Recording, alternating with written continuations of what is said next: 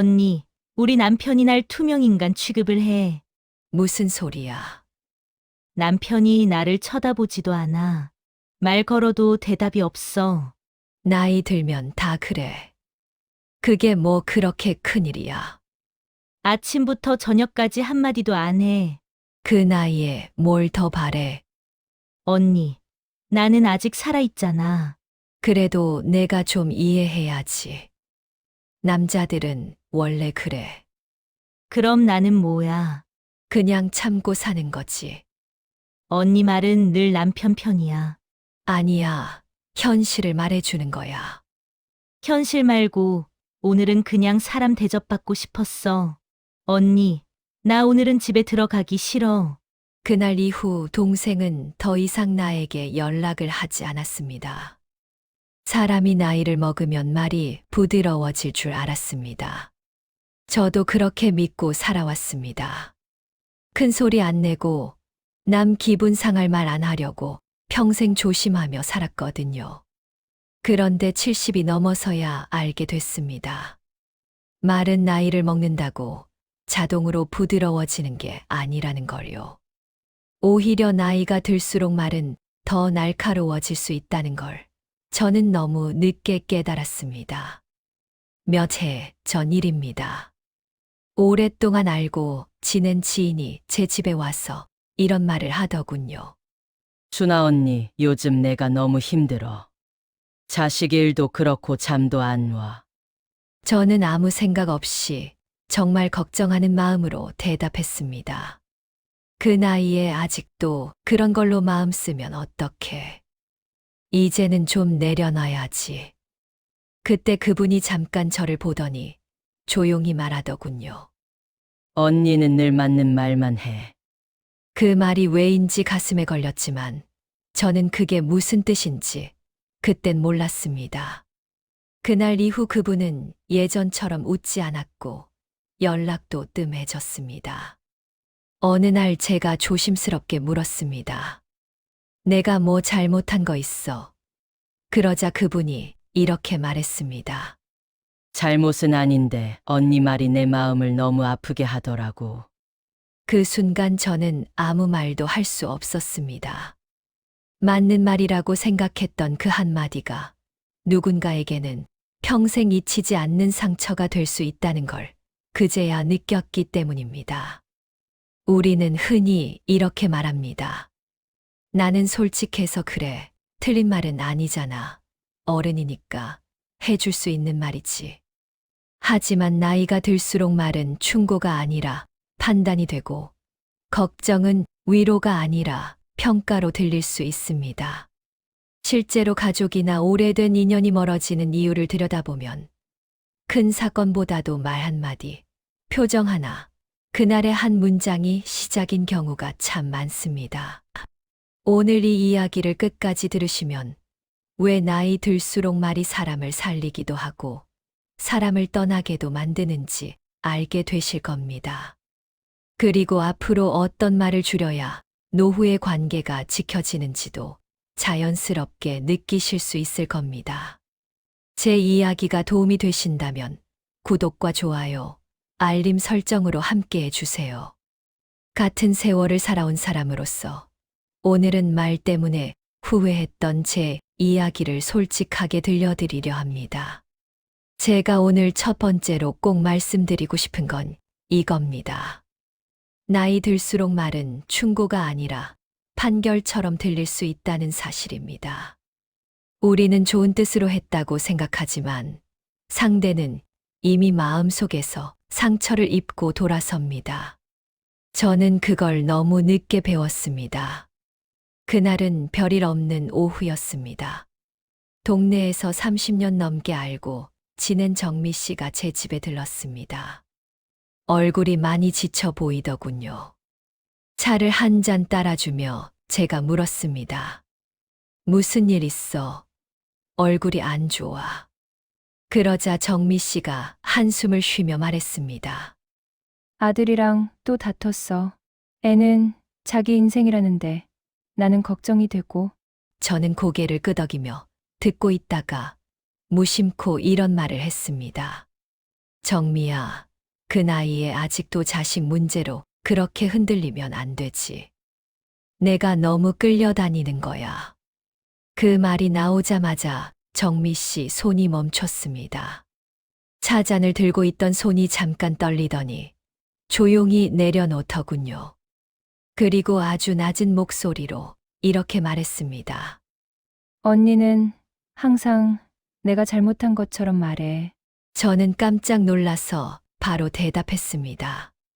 아니, 그게 아니라 내가 힘들어하니까 해주는 말이지. 틀린 말은 아니잖아. 그랬더니 정미 씨가 고개를 숙인 채 한참 있다가 말했습니다. 맞는 말이어서 더 아픈 거야. 그 순간 방 안 공기가 싸늘해졌습니다. 저는 아무 말도 못하고 웃으며 넘기려 했습니다. 에이, 내가 그런 뜻은 아니었어. 그런데 정미 씨는 웃지 않았습니다.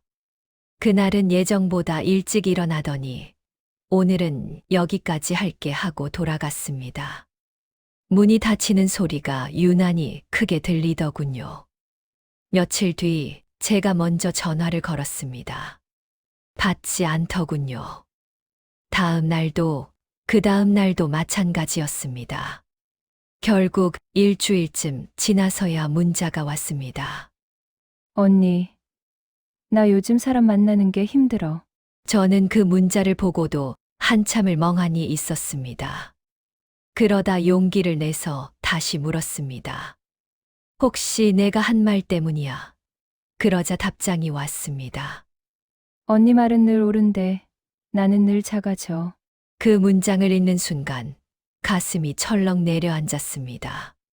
저는 평생 누군가를 깔아뭉개려는 말을 한 적이 없다고 생각하며 살아왔습니다. 그런데 제 말은 상대를 일으켜 세운 게 아니라 눌러버리고 있었던 겁니다. 경험이 많다는 이유로, 나이가 많다는 이유로 상대의 삶을 한 문장으로 정리해버린 겁니다. 여기서 중요한 건 이겁니다. 노년에 하는 말은 정보 전달이 아닙니다. 관계의 무게입니다. 젊을 때는 말이 흘러가지만 나이 들수록 말은 마음에 남습니다. 너는 늘 그렇다, 그렇게 살아서 되겠냐. 내가 살아보니 말이야. 이런 말들은 충고처럼 들리지만 사실은 상대의 인생을 평가하는 말입니다. 그래서 저는 그날 이후 제 말을 하나씩 돌아보기 시작했습니다. 상대가 조언을 구했는지 아니면 그냥 들어주길 바랐는지. 그런데 대부분은 답을 원한 게 아니라 힘들다는 말을 안전하게 놓을 자리를 원하고 있더군요. 제가 그 자리를 칼로 잘라버리고 있었다는 걸 그제야 인정하게 됐습니다. 혹시 여러분도 이런 적 있으신가요? 걱정하는 마음으로 한 말인데 돌아오는 대답이 짧아지고 연락이 줄어들고 어느 순간부터 상대가 속 얘기를 안 하게 되는 경험 말입니다. 그게 바로 말이 칼이 되어 관계를 베고 지나간 흔적일지도 모릅니다. 저는 그 사실을 2년 하나를 잃고 나서야 알았습니다. 두 번째로 제가 꼭 말씀드리고 싶은 건 이겁니다. 칼이 되는 말에는 공통점이 있다는 겁니다. 저는 그 공통점을 몰라서 같은 실수를 반복했습니다. 좋은 말이라고 믿었고 어른으로서 해야 할 말이라고 스스로를 합리화했습니다. 하지만 결과는 늘 같았습니다. 사람이 멀어졌습니다. 정미 씨 일 이후에도 비슷한 일이 또 있었습니다. 이번엔 제 여동생이었습니다. 저보다 3살 어린 동생인데 남편과의 관계로 늘 소가리를 하던 아이였습니다. 어느 날 전화로 울먹이며 말하더군요. 언니, 나 요즘 집에 있는 게 너무 숨 막혀. 저는 한숨을 쉬며 이렇게 말했습니다. 그 나이에 아직도 그런 문제로 흔들리면 내가 약한 거야. 참고 살아야지. 다 그렇게 사는 거야. 잠시 침묵이 흐르더니 동생이 조용히 말했습니다. 언니, 나는 위로받고 싶어서 전화한 거야. 그 말을 듣는 순간 저는 또다시 같은 칼을 휘둘렀다는 걸 알았습니다. 칼이 되는 말의 첫 번째 공통점은 상대의 감정을 인정하지 않는 말이었습니다. 그럴 수 있다, 힘들겠다가 아니라 내가 문제다, 내가 약하다로 시작하는 말들입니다. 우리는 조언을 한다고 생각하지만 상대는 자기 감정을 부정당했다고 느낍니다. 두 번째 공통점은 비교하는 말입니다. 다들 그렇게 산다. 너만 힘든 거 아니다. 나 때는 더했다. 이런 말들 말입니다. 저는 참 많이도 썼습니다. 경험이 많다는 이유로, 고생을 많이 했다는 이유로 상대의 아픔을 줄 세워버린 겁니다. 동생은 제게 이렇게 말했습니다. 언니 말 들으면 내 힘들면 자격도 없는 것 같아. 그 말이 아직도 귀에 남아 있습니다. 세 번째 공통점은 답을 정해놓은 말입니다. 결국 내가 선택해야지. 그럴 줄 알았다. 그래서 내가 말했잖아. 이런 말들은 듣는 사람을 더 이상 말하지 못하게 만듭니다. 저는 그걸 모르고 말로 대화를 끝내버렸습니다. 그럼 대안은 무엇일까요? 해결책은 아주 단순합니다. 말의 방향을 바꾸는 것입니다. 판단으로 가는 말을 질문으로 바꾸는 겁니다. 왜 그렇게 했어? 대신 그때 많이 힘들었겠다. 내가 문제야. 대신 그 입장이면 누구라도 흔들렸을 것 같아. 이렇게 말머리 하나만 바꿔도 대화는 계속됩니다. 저는 실제로 연습을 해봤습니다. 얼마 뒤 동생이 다시 전화를 해왔을 때 저는 예전처럼 말하지 않았습니다. 또 무슨 일인데? 대신 오늘은 어떤 하루였어? 라고 물었습니다. 동생이 한참을 말하더군요. 저는 중간에 끼어들지 않았습니다. 그러자 동생이 마지막에 이렇게 말했습니다. 언니, 오늘은 말하고 나니까 좀 살 것 같아. 그 말을 듣고 저는 알았습니다. 말은 문제를 해결하지 않아도 사람을 살릴 수 있다는 걸요. 물론 이런 반론이 나옵니다. 아무 말도 안 해주면 무책임한 거 아니냐고요. 맞는 말입니다. 하지만 노년의 말은 즉시 해결이 아니라 견딜 힘을 주는 말이어야 합니다. 해결책은 시간이 지나도 찾을 수 있지만 상처는 한 번 나면 오래 남습니다. 저는 그래서 이제 말하기 전에 속으로 한 번 더 묻습니다. 지금 이 말이 상대를 강하게 할까, 작게 할까? 추가로 꼭 드리고 싶은 말이 있습니다. 나이 들수록 말은 줄이는 게 아니라 가벼운 말은 줄이고 따뜻한 말만 남겨야 한다는 겁니다. 말이 적은 어른이 아니라 말이 안전한 어른이 되는 것. 그게 노후의 관계를 지키는 가장 큰 힘이라는 걸 저는 이제서야 배웠습니다. 세 번째로 말씀드리고 싶은 건 말을 바꾸는 것보다 먼저 바꿔야 할 게 태도라는 사실입니다. 저는 한동안 말을 조심하려고 애썼습니다. 단어도 고르고 표현도 부드럽게 하려고 노력했습니다. 그런데 관계는 쉽게 돌아오지 않더군요. 그 이유를 나중에서야 알았습니다. 말은 바뀌었지만 제 안의 우월한 마음은 그대로였기 때문입니다. 정미 씨와의 일 이후로 몇 달이 흘렀습니다. 연락을 끊긴 채 계절이 바뀌었고 마음 한켠에 늘 그 일이 걸려 있었습니다. 그러다 어느 날 동네 시장에서 우연히 정미 씨를 마주쳤습니다. 피할까 하다가 용기를 냈습니다. 제가 먼저 말을 걸었습니다. 정미야, 잠깐 이야기할 수 있을까? 정미 씨는 잠시 망설이다가 고개를 끄덕이더군요. 우리는 시장 한쪽 벤치에 나란히 앉았습니다. 제가 말을 꺼내기까지 꽤 시간이 걸렸습니다. 예전 같았으면 변명부터 했을 겁니다. 그땐 그런 뜻이 아니었다고요. 하지만 그날은 다르게 말했습니다. 그날 내가 한 말, 많이 아팠지. 정미 씨가 고개를 들지 않은 채 대답했습니다. 언니 말이 틀린 건 아닌데. 그날 나는 너무 작아졌어. 그 말을 듣는 순간 가슴이 저려왔습니다. 저는 그제야 진짜 사과를 했습니다. 미안해. 나는 내 마음을 들어준 게 아니라 내 경험으로 재단해버렸어. 정미 씨는 한참을 말없이 앉아 있다가 이렇게 말하더군요. 언니가 이렇게 말해주길 기다렸어. 그 말 한마디에 눈물이 핑 돌았습니다. 관계를 회복한 건 제 말솜씨가 아니라 판단을 내려놓은 태도였다는 걸 그때 알았습니다. 여기서 중요한 게 있습니다. 사과에도 조건이 있습니다. 미안하지만 그럴 의도는 아니었어. 너를 위해서였어. 이런 말이 붙는 순간 사과는 다시 칼이 됩니다. 저는 그날 아무 설명도 하지 않았습니다. 옳고 그름을 따지지도 않았습니다. 그냥 상대의 아픔을 사실로 인정했습니다. 그게 처음이자 마지막으로 제가 해야 할 말이었습니다.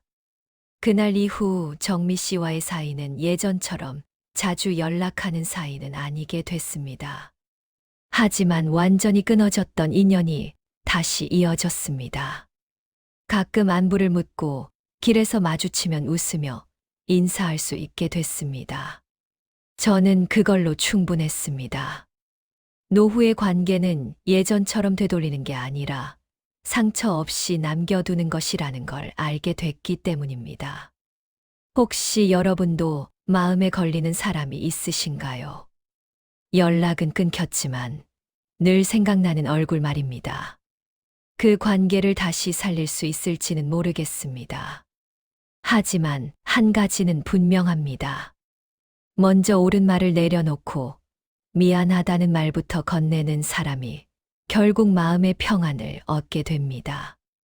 이제 저는 말하기 전에 이렇게 스스로에게 묻습니다. 지금 이 말은 관계를 지키는 말인가? 아니면 내 옳음을 증명하는 말인가? 이 질문 하나가 제 노후의 인간관계를 완전히 바꿔놓았습니다. 네 번째로 드리고 싶은 이야기는 조금 의외일지도 모릅니다. 말하지 않아서 지켜진 관계도 있다는 겁니다. 우리는 보통 말을 안 하면 오해가 쌓인다고 생각합니다. 그래서 괜히 한마디 더 보태고 설명하고 바로잡으려다 이를 키웁니다. 하지만 노년의 관계에서는 오히려 그 반대인 경우가 많았습니다. 저는 침묵 덕분에 잃지 않은 인연이 있습니다. 몇 년 전 사촌 동생 하나가 있었습니다. 젊을 때부터 성격이 급하고 말이 직설적인 아이였는데 어느 날 제게 다소 무례하게 말한 적이 있었습니다. 누나는 왜 아직도 그렇게 옛날 방식만 고집해요? 그 말이 얼마나 거슬리던지 속으로 수십 가지 대답이 떠올랐습니다. 내가 뭘 안다고 그러냐? 나이 들면 다 이유가 있는 거다 같은 말들이 목 끝까지 올라왔습니다. 예전에 저였다면 분명 바로 받아쳤을 겁니다. 그런데 그날은 이상하게 입이 떨어지지 않았습니다. 잠깐 숨을 고르고 이렇게 말했습니다. 그렇게 보일 수도 있겠다. 사촌 동생이 놀란 표정으로 저를 보더니 아무 말도 못하더군요. 잠시 침묵이 흘렀고 저는 더 말하지 않았습니다. 집에 돌아오는 길에 속이 뒤집히는 것 같았지만 한편으로는 이상하게 마음이 가벼웠습니다. 며칠 뒤 그 동생에게서 전화가 왔습니다. 그날 누나가 아무 말 안 해서 제가 집에 가는 길에 계속 생각했어요. 괜히 말을 세게 했던 것 같아요. 그 말을 듣고 저는 알았습니다. 말하지 않은 게 패배가 아니라 여지를 남긴 선택이었다는 걸요. 그날 제가 쏟아냈다면 그 인연은 그 자리에서 금이 갔을 겁니다. 여기서 중요한 점이 있습니다. 침묵은 도망이 아닙니다. 상대를 무시하는 것도 아닙니다. 노년의 침묵은 감정을 가라앉힐 시간을 주는 배려입니다. 젊을 때는 바로 말로 풀 수 있지만 나이가 들수록 감정은 말보다 오래 남습니다. 그래서 즉각적인 말은 상처가 되고 늦은 말은 이해가 됩니다. 물론 이런 반론이 있을 수 있습니다. 그러면 속에 쌓이지 않나요? 저도 그렇게 생각했습니다. 하지만 경험해 보니 속에 쌓이는 건 말하지 않아서가 아니라 말해도 달라지지 않을 때였습니다. 그날 사촌 동생에게 아무 말도 하지 않았기에 오히려 스스로 돌아볼 기회를 준 셈이 됐습니다. 그 이후로 저는 화가 날 때마다 한 가지 원칙을 세웠습니다. 감정이 가장 뜨거울 때는 절대 말하지 않는다. 하루를 넘기고 마음이 조금 식은 다음에 말할 게 있으면 그때 하자. 그런데 신기하게도 하루가 지나면 말하고 싶은 게 절반으로 줄어들고 며칠이 지나면 아예 말할 필요가 없어지는 경우도 많았습니다. 혹시 여러분도 이런 경험 없으신가요? 그때 한마디만 참았어도 괜찮았을 관계, 그날 말 안 했으면 아직 연락하고 지낼 사람 말입니다. 저는 이제 압니다. 노후의 말은 많아서 지혜로운 게 아니라 적어서 안전한 것이라는 걸요. 침묵은 관계를 끊는 벽이 아니라 오히려 다시 이어질 수 있는 문이 될 수 있습니다. 마지막으로 제가 꼭 남기고 싶은 말이 있습니다. 이것만은 나이가 더 들어도 기억하고 살아가셨으면 합니다. 말을 할지 말지를 고민할 때 옳은지보다 남길 수 있는지를 먼저 생각하라는 것입니다. 저는 평생 옳은 말을 하려고 애썼습니다. 틀린 말은 하지 말자, 손해보더라도 맞는 말은 해야 한다고 믿었습니다. 그런데 노후에 와서 보니 옳은 말이 항상 관계를 남기는 건 아니었습니다. 오히려 많은 인연이 옳은 말 때문에 멀어졌습니다. 어느 날 손녀가 제게 이런 말을 한 적이 있습니다. 할머니는 맞는 말만 해서 좀 무서워. 그 말이 얼마나 충격이었는지 모릅니다. 저는 아이에게도 가족에게도 늘 바른 말을 해주려고 했다고 생각했는데 그 말이 아이에게는 칼처럼 느껴졌던 겁니다. 그날 이후로 저는 스스로에게 기준 하나를 세웠습니다. 이 말을 하고 나서 이 사람과 다시 웃으며 밥을 먹을 수 있을까? 그게 된다면 말해도 되고 그게 아니라면 입을 다물기로 했습니다. 말에는 3가지 결과가 있습니다. 관계가 깊어지거나 그대로이거나 멀어지거나. 젊을 때는 멀어져도 다시 만날 시간이 있지만 노후에는 그렇지 않습니다. 한 번 멀어지면 다시 이어질 기회가 많지 않습니다. 그래서 저는 이제 말을 고를 때 이렇게 순서를 바꿉니다. 맞는 말인가가 아니라 이 말을 듣고도 이 사람이 내 곁에 남아있을 수 있는가를 먼저 묻습니다. 물론 어떤 분들은 이렇게 말씀하실지도 모릅니다. 그래도 할 말은 해야지. 다 참고 살면 병 나지 않나. 맞습니다. 그래서 저는 아무 말도 하지 말라는 게 아닙니다. 다만 말의 목적을 바꾸자는 겁니다. 이기기 위한 말이 아니라 남기기 위한 말로요. 그렇게 목적이 바뀌면 같은 말도 톤이 달라지고 같은 충고도 속도가 달라집니다. 저는 요즘 말하기 전에 마음속으로 한 문장을 먼저 떠올립니다. 이 말이 나를 똑똑하게 보이게 할까? 아니면 따뜻하게 보이게 할까? 나이 들수록 똑똑한 사람보다 따뜻한 사람이 기억에 남습니다. 그리고 그 따뜻함이 결국 말년의 외로움을 막아주는 힘이 됩니다. 혹시 지금 마음속에 떠오르는 얼굴이 있으신가요? 그 사람에게 해주고 싶었던 말, 아직 입 밖으로 내지 못한 말입니다. 그 말을 하기 전에 한 번만 더 생각해 보셨으면 합니다. 그 말이 관계를 남길 말인지 아니면 내 속만 시원해질 말인지를요. 저는 그 기준 하나로 말년의 많은 관계를 지킬 수 있었습니다. 이제 이야기를 마무리하려 합니다. 저는 70이 되고 나서야 깨달았습니다.